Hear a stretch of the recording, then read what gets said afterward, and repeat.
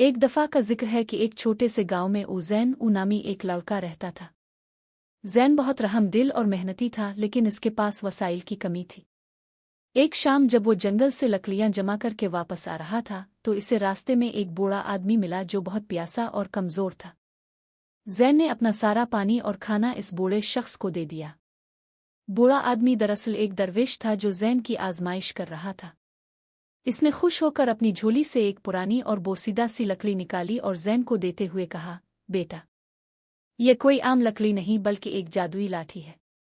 ये सिर्फ इस शख्स के हाथ में काम करेगी जिसका दिल साफ होगा और जो इसे दूसरों की भलाई के लिए इस्तेमाल करेगा। ज़ैन ने हैरत से पूछा, ये क्या कर सकती है? दरवेश ने मुस्करा कर कहा, तुम जो भी नेक तमन्ना दिल में रख कर इसे ज़मीन पर मारोगे वो पूरी हो जाएगी। लेकिन याद रखना, जिस दिन तुमने इसे अपने लालच या किसी को नुकसान पहुंचाने के लिए इस्तेमाल किया, इसकी ताकत खत्म हो जाएगी। ज़ैन वो लाठी लेकर घर आ गया। इसने देखा कि गांव का कुनवा खुश्क हो चुका है और लोग परेशान हैं। इसने दिल में पानी की दुआ मांगी और लाठी जमीन पर मारी।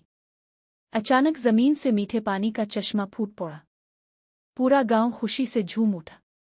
इसी तरह जब भी कोई बीमार होता या किसी गरीब के पास खाने को कुछ ना होता, ज़ैन अपनी जादुई लाठी से उनकी मदद करता। देखते ही देखते पूरा इलाका खुशहाल हो गया। लेकिन गांव के एक शरीर शख्स हामिद को ज़ैन से हसद होने लगा। एक रात इसने ज़ैन के घर से वो लाठी चुरा ली। हामिद ने सोचा कि वो इससे सोना और दौलत हासिल करेगा। इसने लाठी को ज़मीन पर मारा और कहा, मुझे सोने के ढेर दे दो। मगर जैसे ही इसने लाठी मारी वो सोना देने के बजाय धुएं में तब्दील हो गई और गायब हो गई। हामिद हैरान रह गया। दरवेश की बात सच्ची थी, जादुई ताकत सिर्फ नेकनीति से वाबस्ता थी।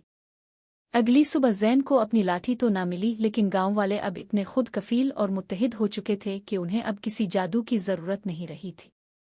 ज़ैन ने समझ लिया कि असल और जादू ओ लाठी में नहीं बल्कि दूसरों की बेलोस खिदमत और नेक दिल्ली में था।